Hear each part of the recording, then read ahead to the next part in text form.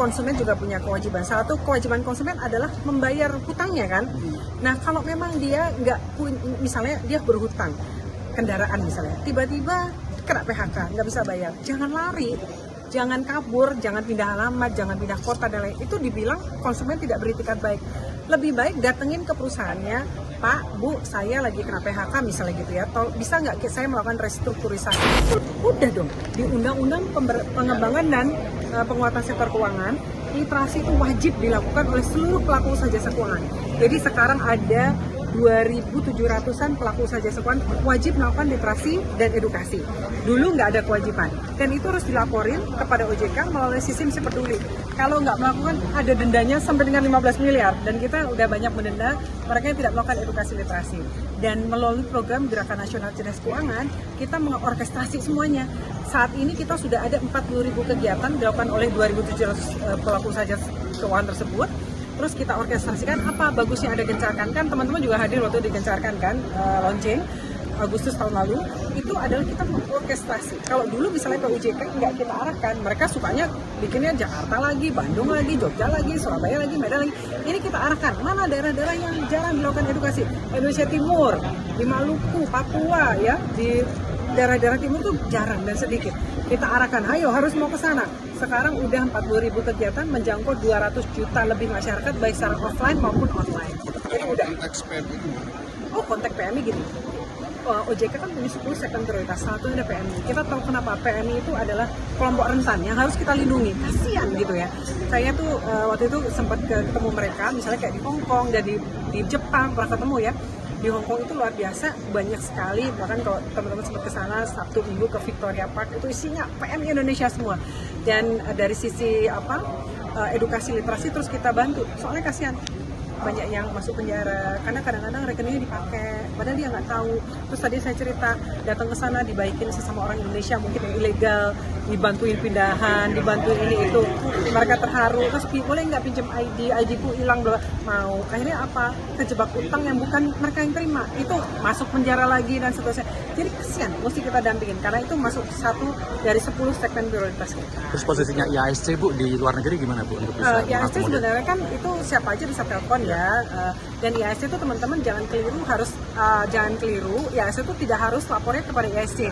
Tapi misalnya Mas punyanya di Bank X gitu ya, laporin ke Bank X karena kita semua udah kesambung.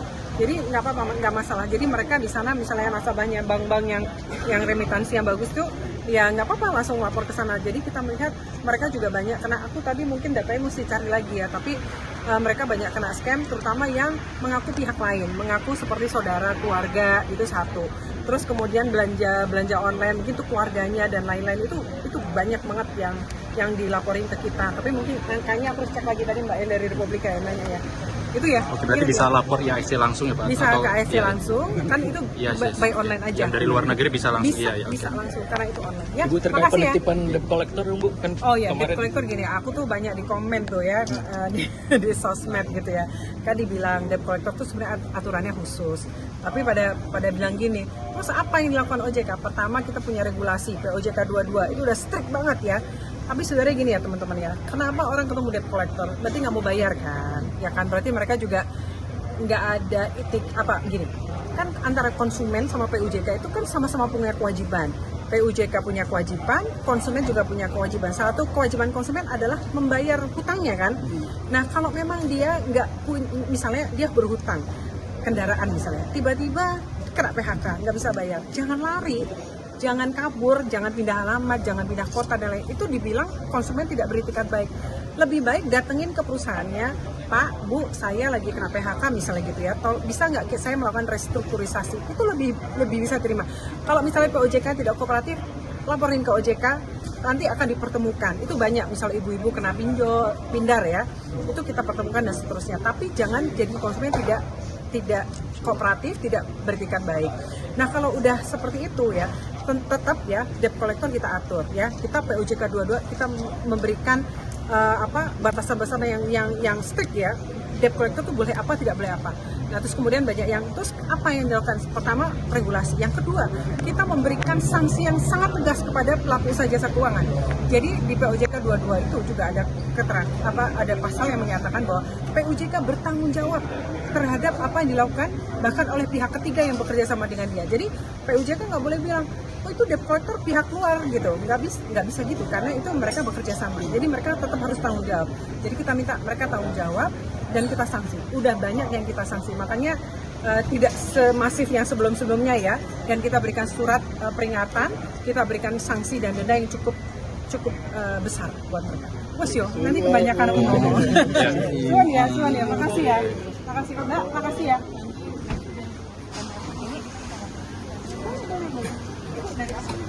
Udah dong, di Undang-Undang Pengembangan dan Penguatan Sektor Keuangan, literasi itu wajib dilakukan oleh seluruh pelaku usaha jasa keuangan. Jadi sekarang ada 2.700-an pelaku usaha jasa keuangan wajib melakukan literasi dan edukasi. Dulu nggak ada kewajiban, dan itu harus dilaporin kepada OJK melalui sistem Si Peduli. Kalau nggak melakukan, ada dendanya sampai dengan 15 miliar, dan kita udah banyak mendenda mereka yang tidak melakukan edukasi literasi. Dan melalui program Gerakan Nasional Cerdas Keuangan, kita mengorkestrasi semuanya. Saat ini kita sudah ada 40.000 kegiatan dilakukan oleh 2.700 pelaku usaha jasa keuangan tersebut. Terus kita orkestrasikan apa bagusnya ada gencarkan, kan teman-teman juga hadir waktu digencarkan kan, launching Agustus tahun lalu. Itu adalah kita orkestrasi. Kalau dulu misalnya PUJK nggak kita arahkan, mereka sukanya bikinnya Jakarta lagi, Bandung lagi, Jogja lagi, Surabaya lagi, Medan lagi. Ini kita arahkan mana daerah-daerah yang jarang dilakukan edukasi. Indonesia Timur, di Maluku, Papua ya, di daerah-daerah timur tuh jarang dan sedikit. Kita arahkan, ayo harus mau ke sana. Sekarang udah 40.000 kegiatan menjangkau 200 juta lebih masyarakat baik secara offline maupun online. Jadi udah. Oh, kontak PMI gini. OJK kan punya 10 segmen prioritas, satu ada PMI. Kita tahu kenapa PMI itu adalah kelompok rentan yang harus kita lindungi. Kasian gitu ya. Saya tuh waktu itu sempat ketemu mereka, misalnya kayak di Hong Kong dan di Jepang pernah ketemu ya. Di Hong Kong itu luar biasa, banyak sekali, bahkan kalau teman-teman sempat ke sana Sabtu Minggu ke Victoria Park itu isinya PMI Indonesia semua. Dan dari sisi edukasi literasi terus kita bantu, soalnya kasihan banyak yang masuk penjara karena kadang-kadang rekeningnya dipakai padahal dia nggak tahu. Terus tadi saya cerita datang ke sana dibaikin sesama orang Indonesia mungkin yang ilegal, dibantuin pindahan, dibantuin ini itu, mereka terharu. Terus boleh nggak pinjam ID ku hilang, mau. Akhirnya apa, kejebak utang yang bukan mereka yang terima, itu masuk penjara lagi dan seterusnya. Jadi kesian, mesti kita dampingin karena itu masuk satu dari 10 segmen prioritas kita. Terus posisinya IASC Bu di luar negeri gimana Bu untuk bisa IASC mengakomodir? sebenarnya kan itu siapa aja bisa telepon ya. Dan IASC itu teman-teman jangan keliru, IASC itu tidak harus lapornya kepada IASC. Tapi misalnya Mas punyanya di Bank X gitu ya, lapor ke Bank X karena kita semua udah kesambung. Jadi nggak apa-apa, nggak masalah. Jadi mereka di sana misalnya nasabahnya bank-bank yang remitansi yang bagus tuh, ya nggak apa-apa langsung lapor ke sana. Jadi kita melihat mereka juga banyak, karena aku tadi mungkin datanya mesti cari lagi ya, tapi mereka banyak kena scam, terutama yang mengaku pihak lain, mengaku seperti saudara, keluarga, itu satu. Terus kemudian belanja online, mungkin tuh keluarganya dan lain-lain, itu banyak banget yang dilaporin ke kita. Tapi mungkin kayaknya aku cek lagi tadi Mbak yang dari Republika yang nanya ya. Itu ya. Oke, berarti bisa lapor IASC langsung ya Pak? Bisa ke IASC langsung, kan itu by online aja. Yang dari luar negeri bisa langsung? Bisa langsung, karena itu online. Ya, Ibu terkait makasih penertiban debt collector Bu kan oh ya, kemarin. debt collector gini, aku tuh banyak di komen tuh ya di sosmed gitu ya. Kan dibilang debt collector tuh sebenarnya aturannya khusus. Tapi pada bilang gini, terus apa yang dilakukan OJK? Pertama kita punya regulasi POJK 22, itu udah strict banget ya. Tapi sebenarnya gini ya teman-teman ya, kenapa orang ketemu debt collector? Berarti nggak mau bayar kan? Ya kan, berarti mereka juga nggak ada etik apa gini. Kan antara konsumen sama PUJK itu kan sama-sama punya kewajiban. PUJK punya kewajiban, konsumen juga punya kewajiban. Salah satu kewajiban konsumen adalah membayar hutangnya kan. Nah kalau memang dia nggak punya, misalnya dia berhutang kendaraan misalnya, tiba-tiba kena PHK, nggak bisa bayar, jangan lari.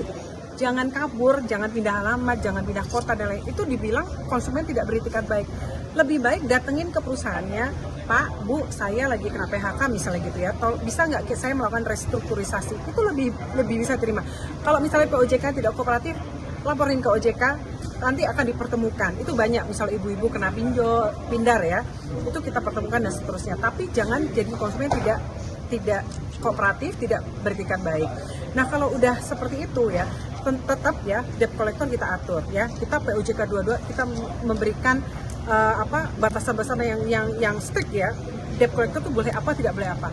Nah, terus kemudian banyak yang, terus apa yang dilakukan? Pertama, regulasi. Yang kedua, kita memberikan sanksi yang sangat tegas kepada pelaku usaha jasa keuangan.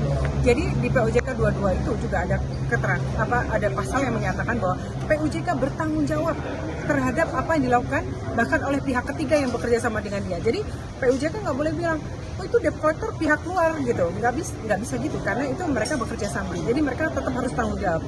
Jadi kita minta mereka tanggung jawab dan kita sanksi. Udah banyak yang kita sanksi, makanya tidak semasif yang sebelum-sebelumnya ya. Dan kita berikan surat peringatan, kita berikan sanksi dan denda yang cukup besar buat mereka. Wasyo, nanti kebanyakan aku ngomong. Suan ya, makasih ya. Makasih Mbak, makasih ya. Dari apa?